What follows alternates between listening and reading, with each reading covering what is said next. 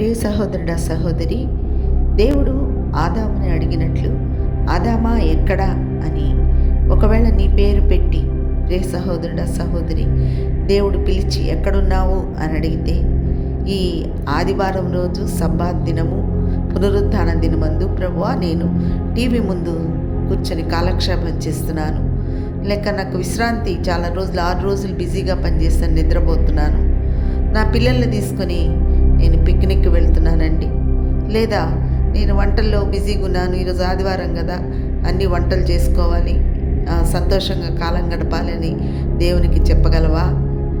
ప్రియ సహోదరుడా సహోదరి, దేవుడు నిన్ను ప్రేమించి మన కోసం ఆయన మరణించి మనకి జీవాన్ని ఇచ్చి పునరుద్ధానుడై తిరిగి లేచిన ఈ పునరుద్ధాన దినాన్ని ఎంతో మనం గౌరవించే వారంగా ఉండాలి.